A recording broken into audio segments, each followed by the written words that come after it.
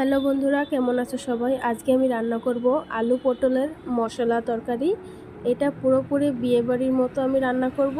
বিয়েবাড়িতে যেমন খেতে ভালো লাগে এটাও সেম লাগবে। চলো পটলগুলো ভালো করে ধুইয়ে আমি কেটে নিচ্ছি।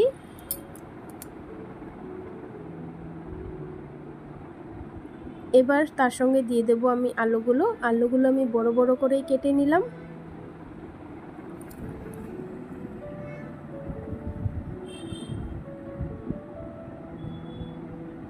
এবার দিয়ে দিলাম দুটো পেঁয়াজ। একটা পেঁয়াজ আমি বেটে নেব আর একটা পেঁয়াজ আমি কুচি কুচি করে কেটে নেব। দিয়ে দিলাম রসুন, আদা, আর এই পেঁয়াজটা আমি কুচি করে কেটে রাখবো। এদিকে আমার বাটাটাও হয়ে গেছে। চলো কড়াইতে দিয়ে দিলাম তেল। এবার আলুগুলো ভেজে নেব আমি লালচে লালচে করে। আলুগুলো এত সুন্দর ভাজা হয়েছে মনে হচ্ছে এমনি খেয়ে নিই। চলো সঙ্গে আমি ভেজে নিলাম পটলটা ভালো করে ভাজা হয়ে গেছে। এবার এটা আমি নামিয়ে নেব।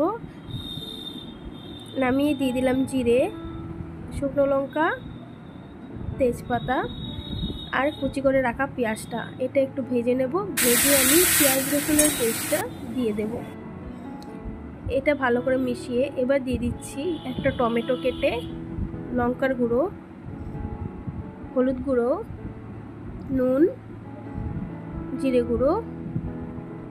এবার একটু গ্রাইন্ডারটা ধুয়ে জল দিয়ে ভালো করে মিশিয়ে আমি ঢাকা দিয়ে দেব। দেখো ঢাকা দেওয়ার পর তেল ছেড়ে দিয়েছে। এবার দিয়ে দিচ্ছি পটল আর আলুটা। এটা আবার ভালো করে মিক্স করে আমি ঢাকা দিয়ে দেব যাতে পটল আলুর সাথে মশলাটা মিশে যায়।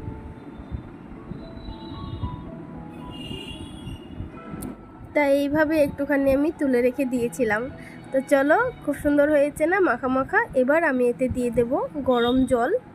ঠান্ডা জল ইউজ করছি না, আমি দিয়ে দিলাম গরম জল। এবার গরম জলটা দেওয়ার পর বেশি আমি ঝোল দেব না, একটু কম করে ঝোল দিলাম। লাস্টে আমি দিয়ে দিলাম গরম মশলা পাউডার। আর গরম মশলাটা পাউডার দেওয়ার পর আমি ভালো করে নাড়াচাড়া দিয়ে নামিয়ে নেব, কারণ গরম মশলার পর বেশি নাড়াচাড়া দেওয়াতে হবে না। ভালো লাগলে লাইক করো, কমেন্ট করো। আর এটা তোমরা ভাত, রুটি, পরোটা যে কোনো জিনিসের সাথে খেতে পারবে, খেতে দুর্দান্ত।